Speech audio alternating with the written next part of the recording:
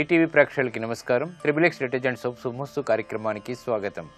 ఈనాడు శుభమస్తు కార్యక్రమంలోని గ్రహఫల మంచంలో గ్రహాల యొక్క స్థితిగతులు, వాటి యొక్క శుభాశుభ ఫలితాల గురించి పరిశీలిద్దాం. అలాగే ఈరోజు 12 రాసుల వారికి ఏ సంఖ్యలు కలిసి వస్తాయి, రంగుల యొక్క దిక్కుల యొక్క ప్రాధాన్యత, ఏ దేవతల్ని పూజించాలి, ఏ కార్యక్రమాలు ఏ రాసుల వారు చేపట్టాలి అనేటువంటి అంశాలతో పాటు ఈరోజు శుక్రవారం, శుక్రుడి యొక్క పరిపాలన పూర్తిగా ఉంటుంది. మరి శుక్రవారం మీకు కలిసి రావాలంటే ఎటువంటి ప్రక్రియలు గృహంలో చేపట్టాలో ఈనాటి ఆంతర్యంలో పరిశీలిద్దాం. శ్రీ విజయనామ సంవత్సరం, మార్గశిర మాసం, దక్షిణాయనం, హేమంత ఋతువు. ఈరోజు మార్గశిర బహుళ తదియ, అన్ని శుభకార్యాలకి పనిచేస్తుంది. అలాగే వారం భృగువారం లేదా శుక్రవారం. ఈ శుక్రవారం నాడు నూతన వస్త్రధారణ శోభని కలిగిస్తుంది, స్థిరమైనటువంటి ఆనందాన్ని కలిగిస్తుంది. ఈరోజు చేసేటువంటి అన్నదానం శుక్రుడి ద్వారా ఏర్పడేటువంటి ప్రతికూలతని తగ్గిస్తుంది, ఐశ్వర్య ప్రాప్తికి దోహదపడుతుంది. ఇక ఈరోజు నక్షత్రం పుష్యమి. ఈ పుష్యమి శని యొక్క నక్షత్రం అయినప్పటికీ చాలా మంచి నక్షత్రం. ఒక్క వివాహం తప్ప పుష్యమి నక్షత్రంలో చేపట్టేటువంటి కార్యక్రమాలన్నీ కూడా సత్ఫలితాన్ని కలిగిస్తాయి. ఈరోజు పుష్యమి నక్షత్రంలో పుట్టేటువంటి వారికి 1, 2 పాదాల్లో పుట్టినట్టయితే దోషం, 3, 4 పాదాల్లో పుట్టినట్టయితే దోషం లేదు. ఈ దోష నివృత్తికి ఏకాదశ పూర్వక రుద్రాభిషేకం బాగా పనిచేస్తుంది. అలాగే ఈరోజు పుష్యమి నక్షత్రంలో పుట్టేటువంటి వారికి శని యొక్క మహాదశతోటి ప్రారంభమవుతుంది. ప్రస్తుతం శని యొక్క స్థితి తులాక్షేత్ర స్థితి, ఉచ్చస్థితి. అలాగే రాహు యొక్క యుతి ఉంది కాబట్టి ఈ దోష నివృత్తికై నువ్వుల దానం, ఏకాదశ పూర్వక రుద్రాభిషేకం బాగా సహకరిస్తాయి. ఇక గ్రహాల యొక్క స్థితిగతులను కనుక పరిశీలించినట్టయితే చంద్రుడి యొక్క స్వక్షేత్ర స్థితి, శుక్ర చంద్రుల యొక్క పరస్పర వీక్షణ ఇది మంచి శోభని కలిగిస్తుంది. అలాగే శని యొక్క ఉచ్చస్థితి, శుక్ర శనుల యొక్క పరివర్తన, కుజ బుధుల యొక్క పరివర్తన ఈరోజు పుట్టేటువంటి వారికి చక్కటి యోగాన్ని కలిగించడంలో సమర్థత కలిగి ఉన్నాయి. ఇక ఈరోజు 12 రాసుల వారికి ఏర్పడేటువంటి శుభాశుభ ఫలితాలను పరిశీలిద్దాం. ముందుగా మేషరాశి. ఈరోజు మేషరాశి వారిని పరిశీలించినట్టయితే ఉద్యోగ వ్యవహారాల్లో చిరు సమస్యలు తలెత్తుతాయి. గందరగోళ పరిస్థితులు వ్యాపారరీత్యా ఉన్నప్పటికీ నిలదొక్కుకోగలుగుతారు. ఆర్థికపరమైనటువంటి అంశాల్లో జాగ్రత్తతో కూడినటువంటి నిర్ణయాలు తప్పనిసరి. గృహ సంబంధిత కార్యక్రమాలు సజావుగా పూర్తి చేయగలుగుతారు. కార్యక్రమ నిర్వహణలో విఘ్నాలు, ఆటంకాలు ఏర్పడినప్పటికీ విజయాలు అంతిమంగా చేకూరుతాయి. ఈ రోజు మీ అదృష్ట సంఖ్య 2. తెలుపు వర్ణం ప్రశాంతతని పెంచుతుంది. తూర్పు దిక్కు ప్రయాణాలు శుభకరం. అనుకూల దైవం మహాగణపతి. ఈ రోజు మీరు మహాగణపతిని దర్శించి నమస్కరించి పూజించడం ద్వారా గ్రహ ప్రతికూలతని నివారించుకునేటువంటి శక్తి సామర్థ్యాలు ఏర్పడతాయి. ఆనందకర సంఘటనల్ని ఆహ్వానించగలుగుతారు. ఆరోగ్య పరీక్షలు ఈ రోజు మీకు మేలును కలిగిస్తాయి. ఈ రోజు వృషభ రాశి వారిని పరిశీలించినట్టయితే ఆకస్మిక ధనలాభం లేకపోలేదు. ఆరోగ్య విషయంలో మంచి మార్పులు చోటు చేసుకుంటాయి. వృత్తి, వ్యాపార, ఉద్యోగ సంబంధిత కార్యక్రమాల్లో చకచకా పనుల్ని పూర్తి చేయగలుగుతారు. ఆత్మవిశ్వాసం పెరుగుతుంది. ఆకస్మిక ఆదాయాన్ని పెంపొందింప చేసుకునేటువంటి అవకాశాలు దగ్గరవుతాయి. గృహ విషయాల్లో సఖ్యత ఏర్పడుతుంది. ఆనందకర వాతావరణం అన్ని రంగాల వారిని అలరిస్తుంది. ఈ రోజు మీ అదృష్ట సంఖ్య 2. తెలుపు వర్ణం ప్రశాంతతని పెంచుతుంది. తూర్పు దిక్కు ప్రయాణాలు శుభకరం. అనుకూల దైవం శ్రీ మహాలక్ష్మి. ఈ రోజు మీరు మహాలక్ష్మి అమ్మవారిని దర్శించి నమస్కరించి పూజించడం ద్వారా శ్రీ సూక్తంతో కూడినటువంటి పూజలు, అలాగే కనకధారాస్తవం వంటి స్తోత్రాలు శ్రీ మహాలక్ష్మి యొక్క అనుగ్రహాన్ని పెంపొందింప చేయటంలో బాగా ఉపకరిస్తాయి. స్థిరాస్తి కొనుగోళ్ల నిర్ణయాలు ఈ రోజు మీకు లాభిస్తాయి. ఈ రోజు మిథున రాశి వారిని పరిశీలించినట్టయితే ఆకస్మిక శుభ పరిణామాలు ఆనందాన్ని కలిగిస్తాయి. వృత్తిలో అభివృద్ధికి చేపట్టేటువంటి కార్యక్రమాలు సత్ఫలితాన్ని కలిగిస్తాయి. ఆదాయ విషయంలో చిరు సమస్యలు ఏర్పడినప్పటికీ తిరిగి సర్దుమణుగుతాయి. నూతన కార్యక్రమాలు గృహరీత్యా చేపట్టగలుగుతారు. వ్యాపార ప్రయోజనాలు సాధించాలనేటువంటి పట్టుదల పెరుగుతుంది. నూతన కార్యక్రమాల్లో ఏర్పడినటువంటి విఘ్నాలకు, సమస్యలకు పరిష్కారాలు లభిస్తాయి. వాహన విషయాల్లో జాగ్రత్తలు పాటించాలి.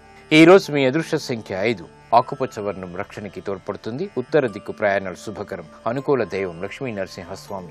ఈ రోజు మీరు లక్ష్మీ నరసింహస్వామిని దర్శించడం, నమస్కరించడం, భక్తి శ్రద్ధలతో పూజించడం ద్వారా కుజ శనుల ద్వారా ఏర్పడేటువంటి ప్రమాదాలు దూరమవుతాయి. వ్యాపార నిర్ణయాలు ఈ రోజు మీకు లాభిస్తాయి. ఈ రోజు కర్కాటక రాశి వారిని పరిశీలించినట్టయితే శత్రువులపై విజయాలు సాధించగలుగుతారు.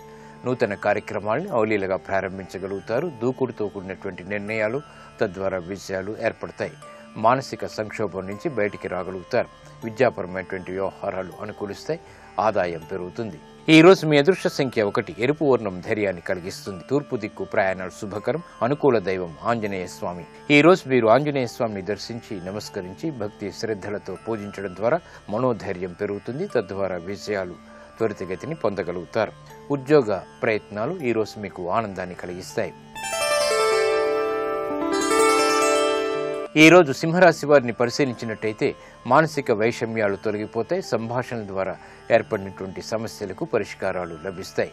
నూతన కార్యక్రమాల్ని వేగవంతంగా ప్రారంభించగలుగుతారు. వ్యాపార నిర్ణయాలు చకచకా పూర్తి చేయగలుగుతారు. వృత్తిపరమైనటువంటి అభివృద్ధి గోచరిస్తుంది. కుటుంబ సఖ్యత పెరుగుతుంది. ఆనందకర వాతావరణం అన్ని రంగాల వారికి చేకూరుతుంది. ఈ రోజు మీ అదృష్ట సంఖ్య 9. ఎరుపు వర్ణం ధైర్యాన్ని కలిగిస్తుంది. తూర్పు దిక్కు ప్రయాణాలు శుభకరం. అనుకూల దైవం దక్షిణామూర్తి.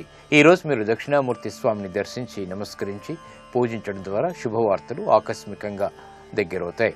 వ్యాపార విస్తరణలు వంటివి ఈ రోజు మీకు లాభిస్తాయి. ఈ రోజు కన్యారాశి వారిని పరిశీలించినట్లయితే ఆదాయం తగ్గుతుంది. గృహ విషయాల్లో చురు సమస్యలు తలెత్తుతాయి. నూతన విషయాల్లో దూకుడు నిర్ణయాల ద్వారా సమస్యల్ని ఆహ్వానిస్తారు కాబట్టి జాగ్రత్తలు పాటించాలి. వ్యాపార ప్రతిబంధకాలని సమర్థతతో ఎదుర్కోలేకపోతారు. నూతన కార్యక్రమ నిర్వహణలో ఏర్పడినటువంటి ఆటంకాలని అధిగమించలేకపోతారు. గృహ విషయాల్లో జాగ్రత్తతో కూడినటువంటి నిర్ణయాలు తప్పనిసరి. ఆరోగ్య క్రమశిక్షణ తప్పనిసరి. ఈ రోజు మీ అదృష్ట సంఖ్య 3. పసుపు వర్ణం త్వరితగతిని శుభాల్ని కలిగిస్తుంది. ఈశాన్య దిక్కు ప్రయాణాలు శుభకరం. అనుకూల దైవం ఈశ్వరుడు. ఈ రోజు మీరు శివాలయాన్ని దర్శించి ఈశ్వరుడికి అభిషేకాదులు నిర్వహించడం ద్వారా శని ద్వారా, రవి ద్వారా, కుజుడు ద్వారా, బృహస్పతి ద్వారా ఏర్పడేటువంటి అతి ప్రతికూలత తగ్గుతుంది. విజయాల్ని ఆహ్వానించగలుగుతారు. ఆరోగ్య పరీక్షలు ఈ రోజు మీకు మేలుని కలిగిస్తాయి.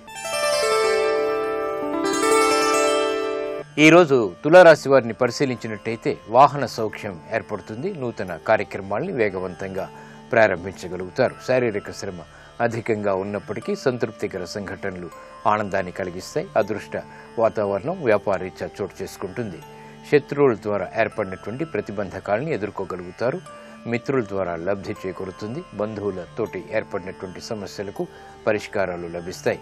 నూతన కార్యక్రమాలు ఉద్యోగరీత్యా కూడా చేపట్టగలుగుతారు. పేరు ప్రఖ్యాతులు సంపాదించేటువంటి కార్యక్రమ నిర్వహణ కొనసాగుతుంది. ఈ రోజు మీ అదృష్ట సంఖ్య 6. తెలుపు వర్ణం ప్రశాంతతని పెంచుతుంది. తూర్పు దిక్కు ప్రయాణాలు శుభకరం.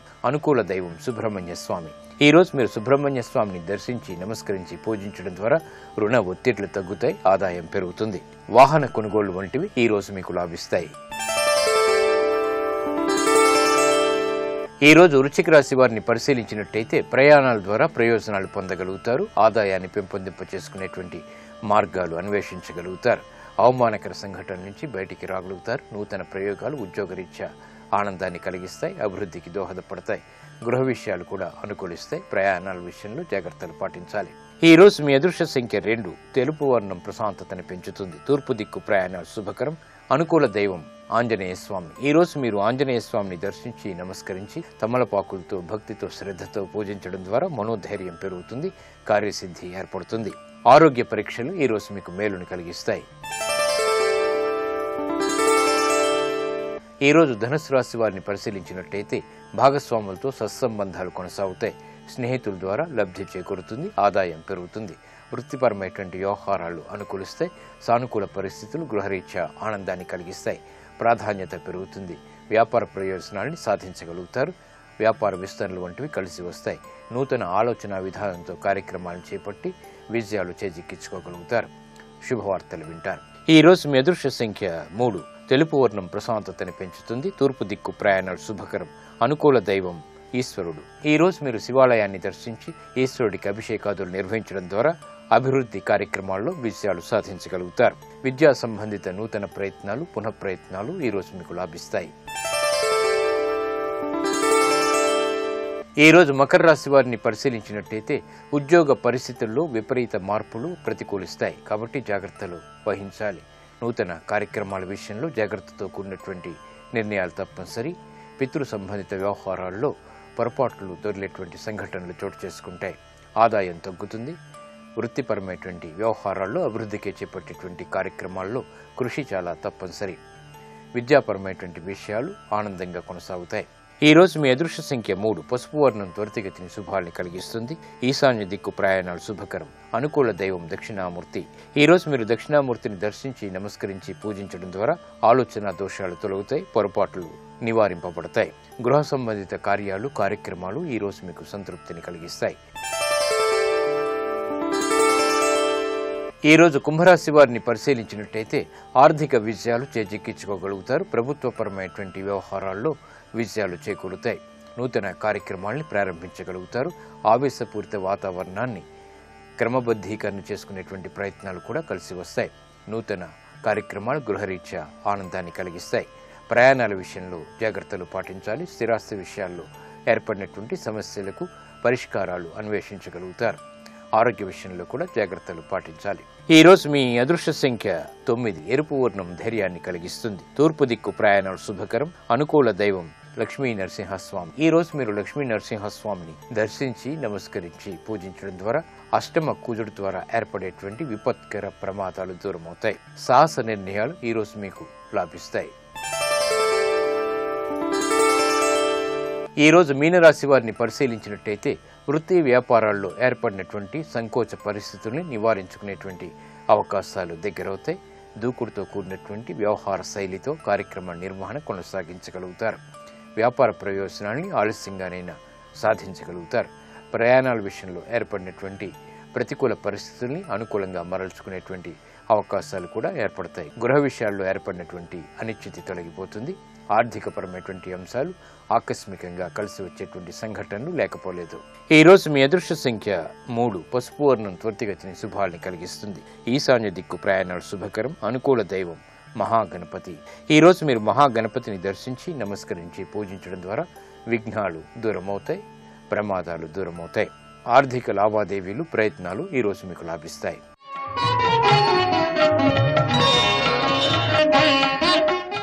ఐశ్వర్యం, అభివృద్ధి, పాడి పంట, సంపద ఇవన్నీ కూడా శుక్రుడు అనుకూల పరిస్థితుల ద్వారా ఏర్పడుతూ ఉంటాయి. శుక్రవారం చాలా ముఖ్యమైనటువంటి రోజు. కొన్ని ప్రక్రియలు శుక్రవారం నాడు చేపట్టడం ద్వారా ఆశించినటువంటి ప్రయోజనాలు గృహస్థాశ్రమంలో పొందవచ్చు. అవి ఏమిటో పరిశీలిద్దాం. శుక్రవారం మీకు లక్ష్మీప్రదం కావాలి అంటే కొన్ని విధి విధానాల్ని పాటించాలి. వీలైతే శుక్రవారం నాడు గోవు చుట్టూ 3 సార్లు ప్రదక్షిణ చేయటం మంచిది. స్త్రీలకు శుక్రవారం ఎంతో ఆనందకరమైనటువంటి రోజు. బంగారం, నూతన వస్త్రాలు కొనుగోలుకు కూడా శుక్రవారం చాలా మంచిది. శుభ ఫలితాల్ని కలిగిస్తుంది. స్థిరమైనటువంటి ఆనందాన్ని కలిగిస్తుంది. క్షీరాన్నాన్ని దైవానికి నివేదన చేసి ఆ ప్రసాదాన్ని ఇంట్లోని కుటుంబ సభ్యులంతా స్వీకరించినట్టయితే ఆనందకర సంఘటనలు చోటు చేసుకుంటాయి. బొబ్బర్లతో చేసినటువంటి వంటకాల్ని ఇరుగు పొరుగు వారికి పంచితే శుభ పరిణామాలు ఏర్పడతాయి. శుక్రవారం నాడు రుణం ఇవ్వకపోవటం శ్రేయస్కరం. చీమలకు పంచదార వేయటం వల్ల కార్య సాఫల్యత ఏర్పడుతుంది.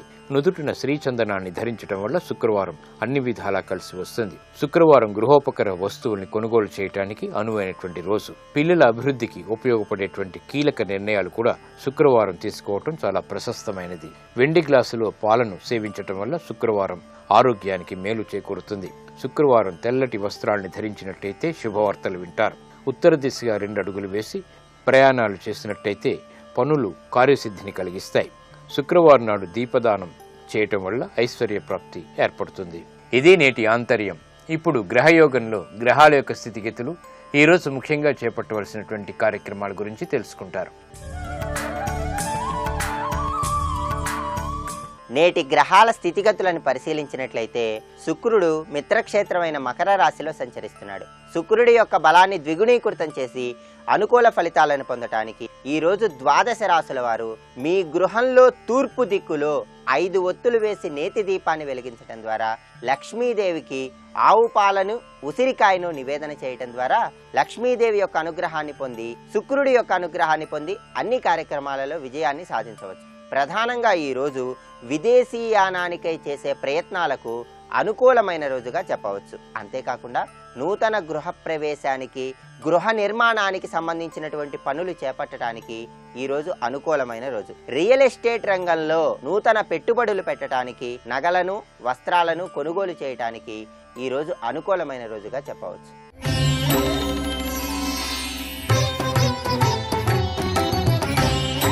మీరు కొత్తగా ఏదైనా ఉద్యోగంలో చేరినప్పుడు ఆ ఉద్యోగంలో చక్కటి అనుకూలవంతమైనటువంటి వాతావరణం ఏర్పడటానికి, సర్వతోముఖాభివృద్ధిని పొందటానికి దైవబలం రీత్యా ఏం చేయాలి? ఏదైనా గురువారం నాడు రాఘవేంద్ర స్వామి వారిని ఆరాధించటం ద్వారా, రాఘవేంద్ర స్వామి వారి మంత్రాక్షతలను ధరించటం ద్వారా రాఘవేంద్ర స్వామి వారి యొక్క అనుగ్రహాన్ని పొంది మీరు కొత్తగా చేరినటువంటి ఉద్యోగంలో స్నేహపూర్వకమైనటువంటి వాతావరణాన్ని పొందటానికి ఆస్కారం ఎంతగానో ఉంది. ఇవి ఈనాటి గ్రహఫలం అంశంలోని విశేషాలు.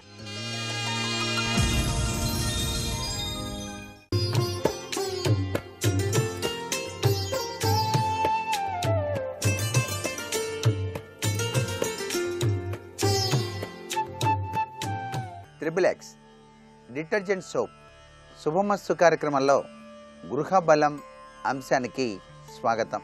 గృహంలో గృహిణి వండేటువంటి వంట పదార్థాల యొక్క ప్రభావం ఆరోగ్యాన్ని, ఐశ్వర్యాన్ని, ఇంటిల్లిపాదికి కూడాను కలిగించేటువంటి తత్వం ఉంది. అందుకే గృహంలో వంటిళ్ళు యొక్క ప్రభావం చాలా గొప్పదిగా చెప్తాం. గృహిణి భోజనం తయారు చేసి వడ్డించేటువంటి పదార్థాల విషయంలో కూడాను గృహంలోని వారంతా ఆనందకరమైనటువంటి ఆరోగ్యప్రదమైనటువంటి జీవితాన్ని సాగించడానికి వాస్తుశాస్త్రరీత్యా కూడా కొన్ని నియమాలు పాటించాల్సిన పరిస్థితి ఎంతైనా ఉంది. అందుకే కోటి విద్యలు కూటి కొరకే అన్నాం.